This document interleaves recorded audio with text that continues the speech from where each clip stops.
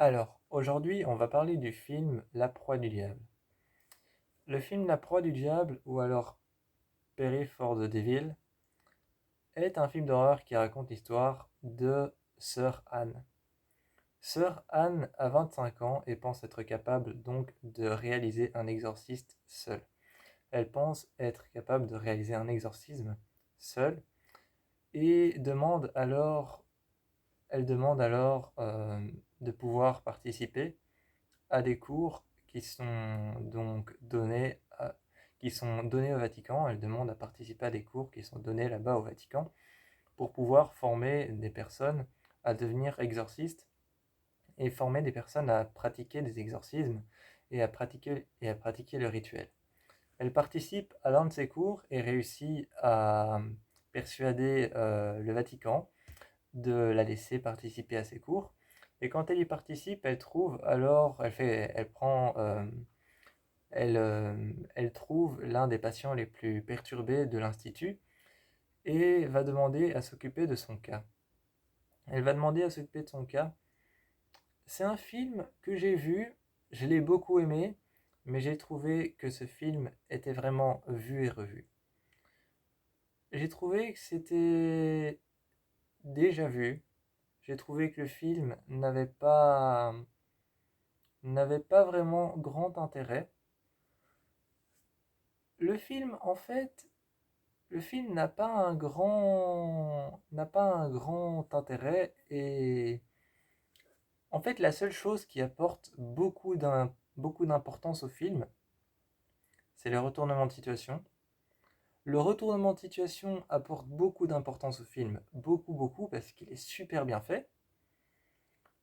Et la seule chose qui apporte une importance phénoménale au film, c'est l'héroïne, c'est Sœur Anne. Sœur Anne, elle a une histoire quand elle était jeune, elle a de la persévérance, de l'ambition et beaucoup d'autres atouts. Et c'est elle qui porte vraiment tout le film sur son dos. C'est elle qui porte tout le film sur son dos. Par exemple, il y a une scène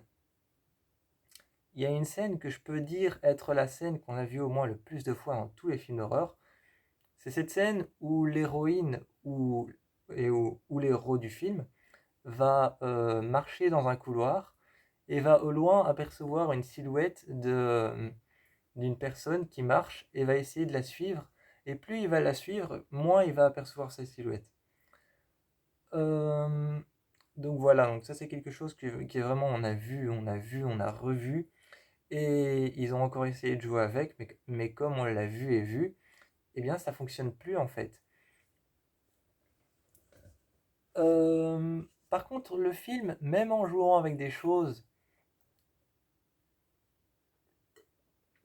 le film, même en jouant avec des choses qui ont déjà été faites dans d'autres films d'horreur, réussit quand même à innover.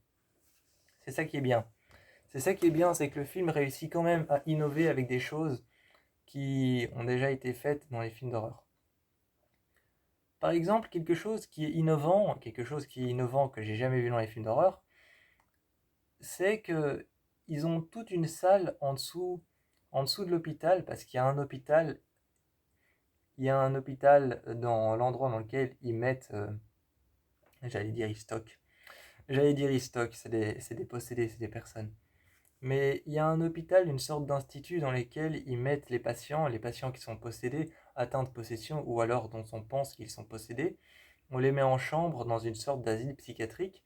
Et juste à côté, il y a une autre institut, qui, elle, c'est justement l'institut où on apprend l'exorciste et on apprend à manier les rituels et à manier les démons et à manier les objets religieux, comme par exemple les crucifix, ou les...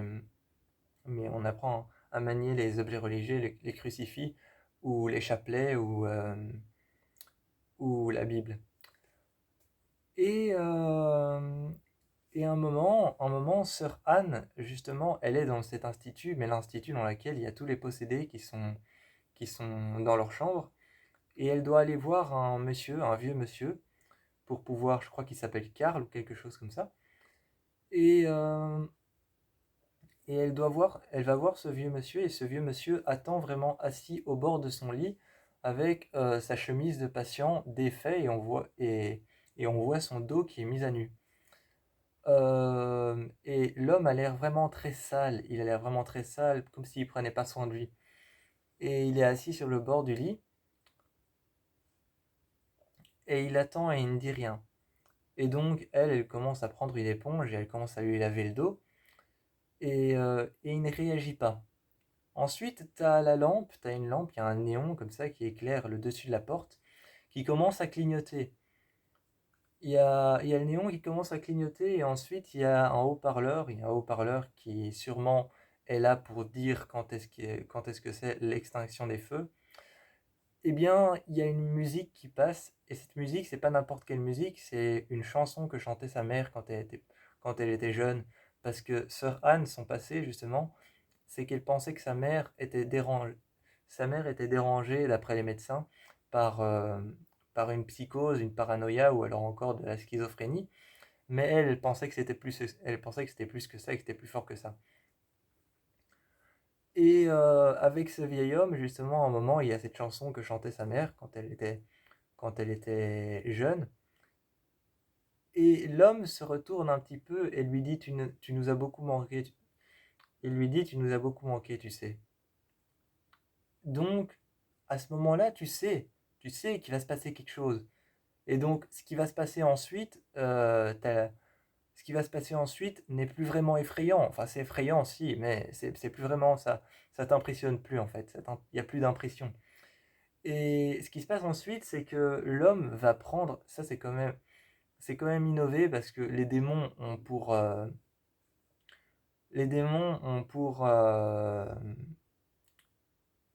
habitude de faire généralement genre sauter sur ses victimes et de les agresser. Il aurait pu faire ça, le réalisateur aurait pu faire genre l'homme se retourne avec les yeux blancs et avec la langue sortie de sa bouche, ou les yeux noirs, hein, peu importe, mais il aurait pu faire qu'il commence à marcher à quatre pattes par terre, ou alors qu'il commence à marcher à quatre pattes sur les murs et sur le toit, et qu'il lui saute dessus et qu'il l'agrippe au sol. Il aurait pu faire ça, mais non, ce qu'il a fait, c'est qu'avec sa mère qui commence à chanter dans les haut-parleurs, la lumière commence à grésiller, à s'allumer et à s'éteindre. Et t'as l'homme qui la tient et qui commence à danser avec elle, qui danse la valse au milieu de la chambre. Et, euh, et qui la regarde en lui disant, tu nous as manqué, et on était impatient que tu reviennes. Donc voilà, mais même si ça fait peur, même si c'est vraiment terrifiant de voir cet homme possédé danser la valse avec elle sur la musique que sa mère lui chantait quand elle pensait que sa mère était possédée, même si c'est effrayant, comme on a vu cette lumière grésiller et qu'on s'est dit que l'homme ne réagissait pas, on sait qu'il allait se passer quelque chose.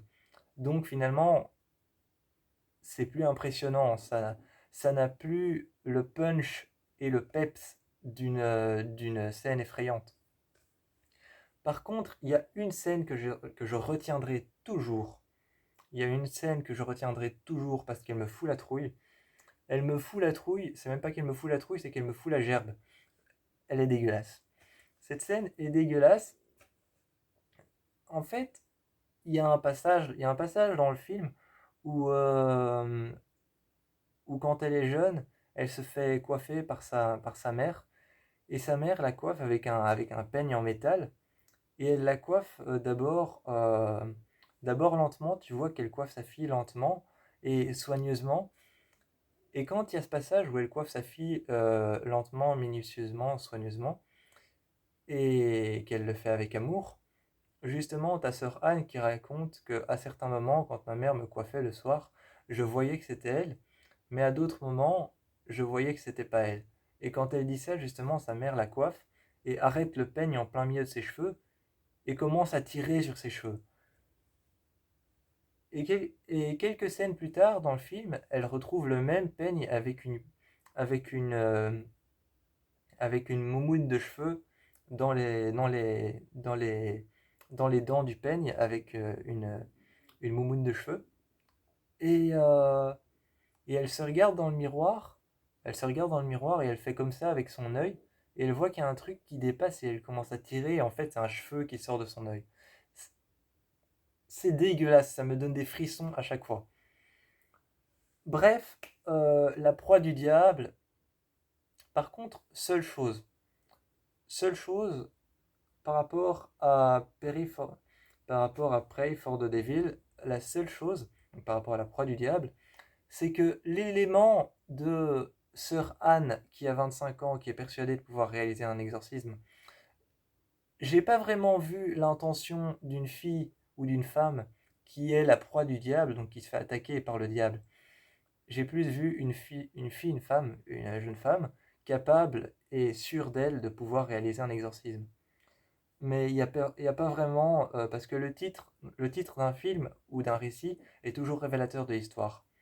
Et là, j'ai pas vraiment vu, au travers du titre et au travers de l'histoire, derrière le film, j'ai pas vraiment vu ce que raconte le titre, la proie du diable. J'ai pas vraiment vu une fille poursuivie par le diable. Euh, Bref, c'est tout ce que j'ai à dire. La seule chose que je pourrais dire pour finir cette vidéo, c'est que le retournement de situation est superbe.